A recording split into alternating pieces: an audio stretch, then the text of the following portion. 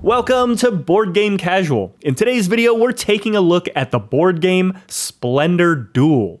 For those of you who've watched my top 10 new to me games of 2024 video, you'll know that Splendor Duel already made number 7 on the list. But I still wanted to take the time to do a dedicated review of this fantastic game. In this review, I'll give you my quick thoughts on the game, what I liked most, what I like least, how it compares to its predecessor, Splendor, and I'll wrap it up by giving it a BGG score. Gameplay and overview.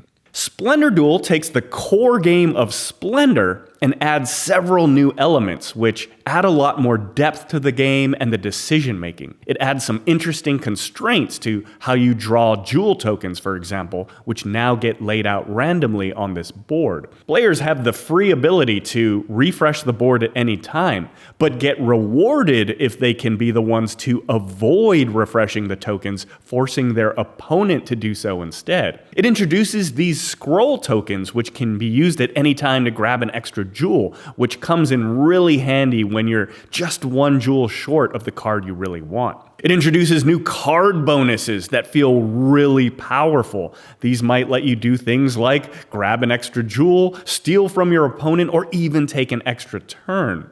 And possibly my favorite addition is that there are now 3 different victory conditions, giving you fun new ways to strategize and even pivot depending on what your opponent is doing. It makes the game feel less linear and adds a lot of variety from game to game. Amazingly, Splendor Duel brings all of these new concepts into the game in a very elegant and integrated way. I was worried that this game was going to feel clunky and that the new mechanics might feel like they were stapled on, but that's not the case at all. This definitely feels like a game that was designed from the ground up. I will say, compared to the original game, Splendor Duel plays at a much slower pace because it's a thinkier game with more choices. In Splendor, turns are quick. On my turn, I'll take these 3 jewels. Done. Back to my turn, I'll buy this card. Comes around to my turn again, well, now I can buy this other card. Perfect. It's really snappy.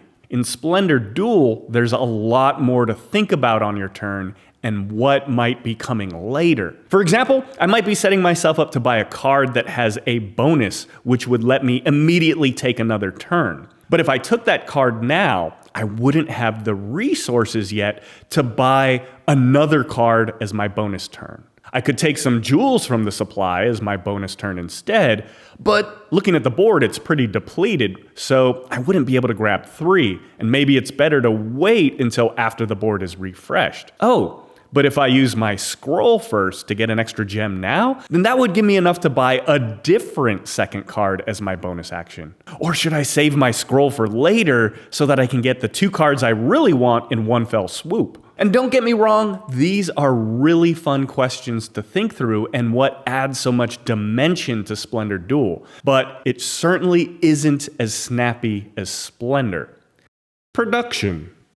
One of the standout aspects of the original Splendor was its fantastic production and component quality, and that same high level of production carries into Splendor Duel as well. At a time where so many games opt for cardboard punch-out tokens or game pieces so tiny that you have to use a pinching motion to pick them up, it's really nice to see that Splendor Duel opted for these chunky 3D game pieces for the new scroll tokens. I like that they can stand on their side like a chess piece, and they're super satisfying to pick up or steal from your opponent. One thing they did with Splendor Duel is scale the game down to fit in a smaller sized box. I assume to make it easier to travel with. Personally though, I really would have preferred if they used full-sized tokens and cards. But credit where credit is due. Even though I love the full-size poker chip style jewel tokens in the original Splendor, these smaller tokens in Splendor Duel are equally, if not more, dense than the bigger ones. So they still have a nice heft to them and are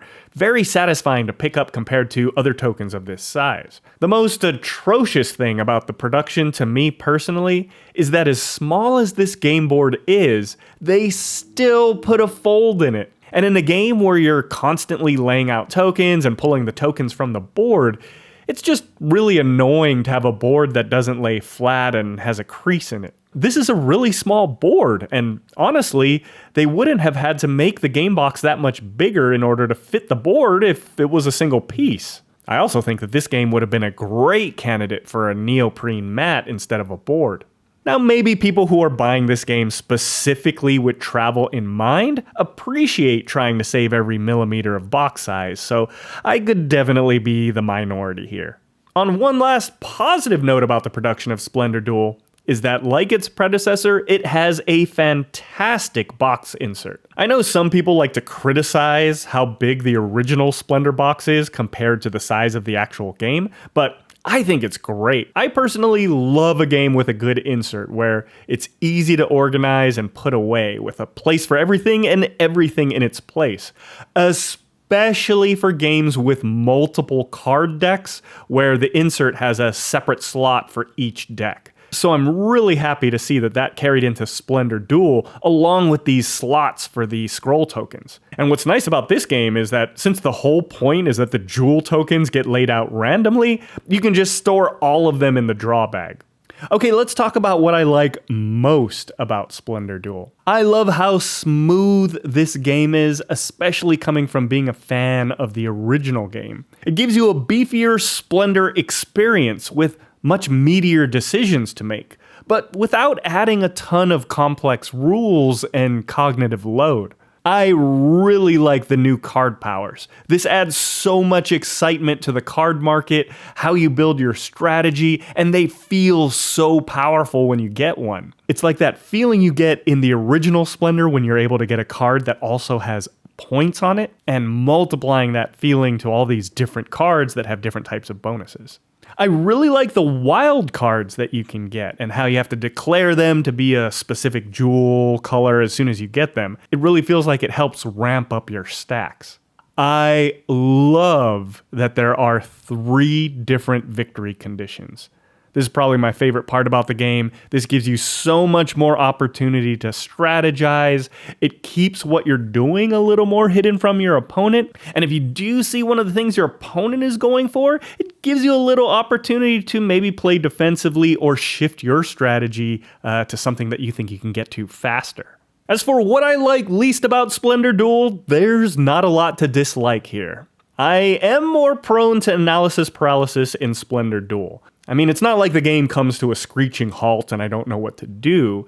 It's more so that compared to Splendor, where the turns are almost instant, in Splendor Duel, I'll take a little more time to think through my options and what I want to do, especially when I'm kind of thinking 2-3 turns ahead and what I'm building up for. The new board and the way you draw your tokens can also be a major disruptor. You might have your plan set of what you're going to grab on your next turn, then your opponent takes their turn, and the way they've taken their tokens leaves a hole in the board that no longer leaves you with the line you needed to grab the tokens you want. And now you've got to think of an alternative plan on the fly. As I mentioned before, while the components are totally manageable and better than most games, I just personally wish that the game had full-sized tokens and cards. Along the same lines, I wish they had made a single-piece game board considering how small it is. Final thoughts on Splendor Duel. Now, I love the original Splendor. To me, it's a game that never gets old, and even after all these years, I'm always happy to get this one to the table. It's also a comfort game that my girlfriend and I like to play together, even if it's just the 2 of us. So I was really excited when I heard about Splendor Duel and how it was designed specifically for 2 players. As I mentioned earlier though, I was a bit nervous that Splendor Duel might feel clunky, taking a game which in my opinion is essentially perfect and bog it down with a bunch of additional mechanics that would just feel bolted on. Thankfully, this is not the case at all. Splendor Duel feels smooth and elegant. Yes, it does play a bit slower because it's a thinkier game with more choices to make and more planning and paths to think through, but it certainly doesn't feel over-designed or cobbled together. And other than a little bit of time to commit the new bonus icons to memory, it's about as easy to learn as the base Splendor. It somehow feels both familiar, but also like it's its own completely distinct game. In fact, if you were to retheme this game with different art and give it a totally different standalone name, this would feel like its own new modern game. It doesn't feel like Splendor plus new mechanics, especially compared to something like Wingspan Asia, which is good in its own right, but definitely feels like base Wingspan plus an additional board. I actually think of this as a plus. Because Splendor and Splendor Duel feel so uniquely different from each other, there's no debate about which one to keep and no guilt about having both of these on my shelf. Even at 2 players, if I'm in the mood for something quick and snappy, I'm reaching for Splendor. You know, I can have a conversation while playing this game. But if I want something a little more meaty and thinky that requires a little more focus, then I'm reaching for Splendor Duel. Again, as compared to Wingspan and Wingspan Asia, if I'm going to play that at 2 players, I'm definitely reaching for Wingspan Asia. Using the BGG scoring system, I'm giving Splendor Duel an emphatic 9.5.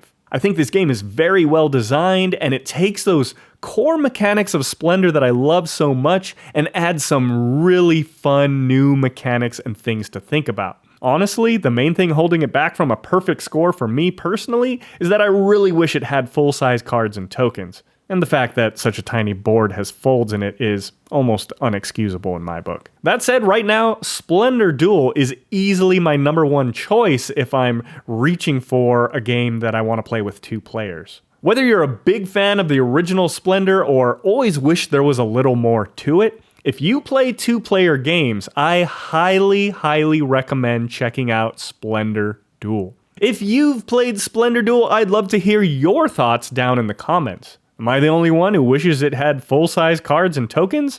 Or do you feel the sacrifice is worth it to make the game more portable? Thank you so much for watching. I hope you found this useful. Thank you for liking and subscribing. And I'll see you next time here on Board Game Casual.